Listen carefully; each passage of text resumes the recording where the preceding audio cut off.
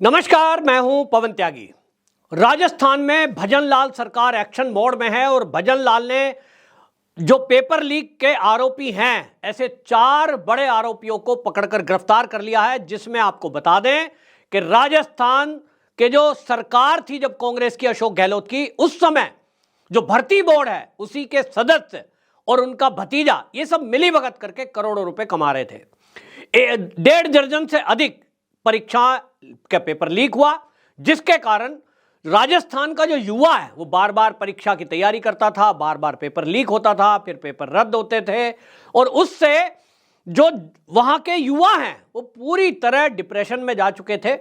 इस बात का पूरी तरह खुलासा ईडी ने कर दिया था कि इस मामले में सरकार की मिलीभगत है, सरकार के मंत्री तक इसमें मिले हुए हैं। लेकिन अब एक के बाद एक जिस तरह से कड़ियां जुड़ रही हैं, उसमें अब जो जांच हो रही है ये खुलासा होना बड़ा जरूरी है कि क्या इसमें अशोक गहलोत की भी कोई इन्वॉल्वमेंट थी। तो ईडी ने जब जांच की तो ये पूरा मामला क्या था ये देखा गया है। लेकिन अभी इसमें बड़ी गिरफ्तारी ईडी ने की है, जिसमें सुरेश साहू, विजय डामर, पुखराज और अर्जुन शर्मा, ये इनकी गिरफ्तारी ईडी ने की है। और इससे पूरे जो राजस्थान की कांग्रेस है उसमें हड़कंप मच गया है, क्योंकि इसमें लपेटे में कई लोग आने हैं।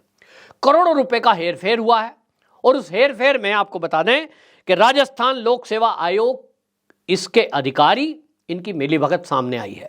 आपको याद होगा कि सरकारी दफ्तर में बाकायदा लोकर से सोने की ईंट मिली थी, कैश मिला था और उसको कोई क्लेम नहीं कर रहा था, क्योंकि क्लेम का मतलब है सीधा दोषी होना।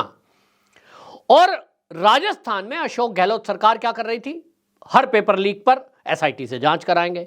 जांच का नतीजा क्या है, नीलबटे सन्नाटा, क्योंकि उन्हीं के लोग मिले हुए हैं, पैसा उनको मिल रहा था।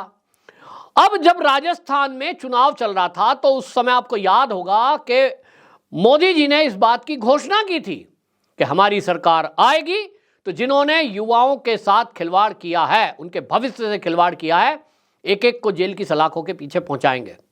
और इसलिए ईडी को खास निर्देश दिए गए हैं कि इस मामले में तेजी लाई जाए। अभी आप देख लो, 1 महीना मुश्किल से हुआ है और जिस तरह से अब ताबड़तोड़ कार्रवाई हो रही है, अब इससे एक बात और है कि जो भी और भ्रष्टाचार हुए, जैसे कि जलदाय विभाग है, उसमें भी बड़ा घोटाला हुआ।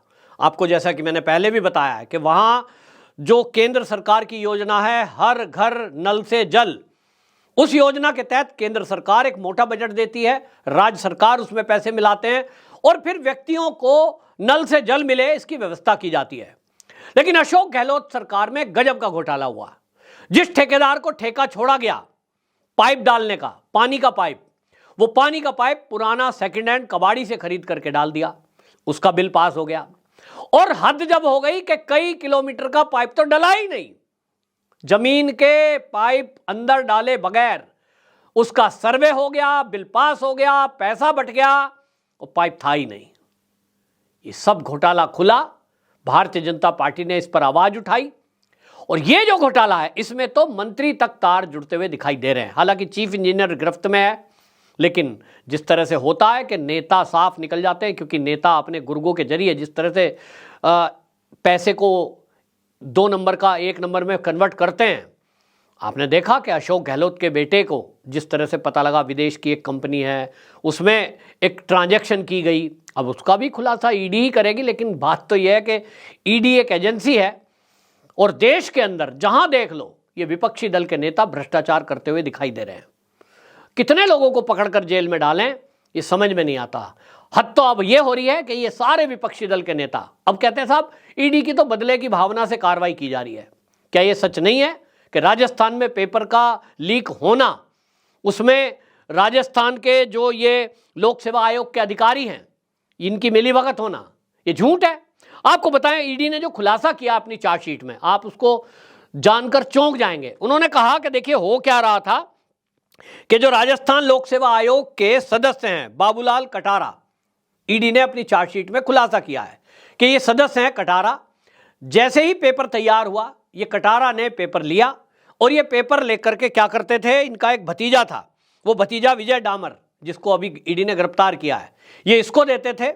और ये जो है इसको देने के बाद इसने क्या किया, द्वितीय श्रेणी के जो अध्यापक की भर्ती थी उस पेपर का सौदा जो कोचिंग चलाने वाले लोग हैं उनसे किया और 1 करोड़ रुपए में पेपर बेच दिया। अब 1 करोड़ तो एक बार आ गया, अगली बार क्या? तो अगली बार के लिए पहले इस परीक्षा को रद्द करो, फिर अगली परीक्षा कराओ। यही खेल चला।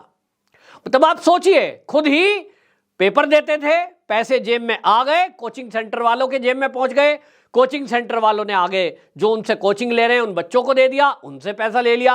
अरे भाई अब तो आपकी भर्ती पक्की, ये पकड़ो पेपर भी वही आता था। और फिर यही लीक करते थे ताकि परीक्षा रद्द हो जाए, अगली बार फिर से पैसा कमाने का मौका मिले, फिर 1 करोड़ में बेचना। और ये खेल चलता रहा। लगभग 14 से 15 बार इसी तरह परीक्षा तय हुई, परीक्षा का पेपर लीक हुआ और इसमें पैसे कमाए गए।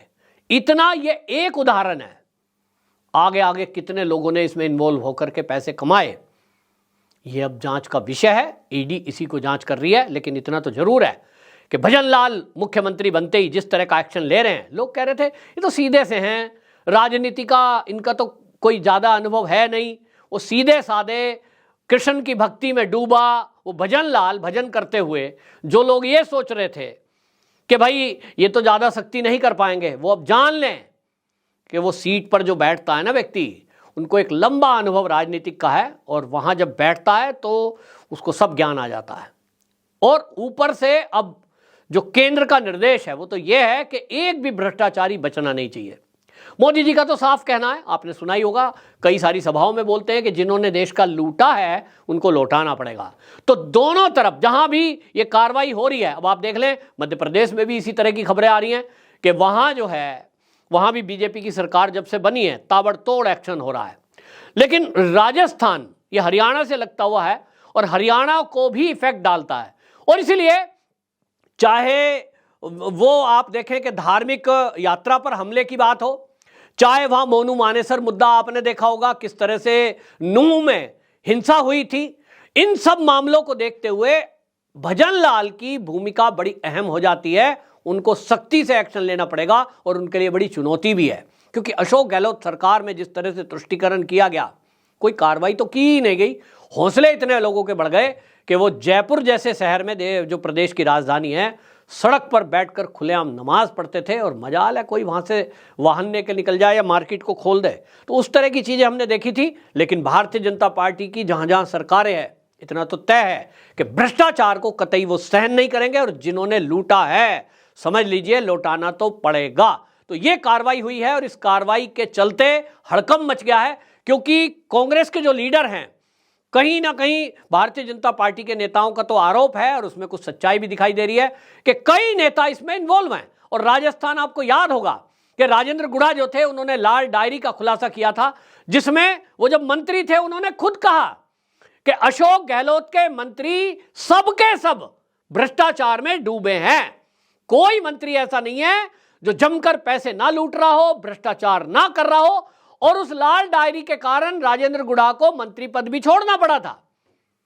अब उस लाल डायरी का जिक्र चुनावों में हुआ, तो क्या उस लाल डायरी में जितने भी भ्रष्टाचार के घोटाले के सबूत हैं उन सब पर भजन लाल अब कार्रवाई करने जा रहे हैं?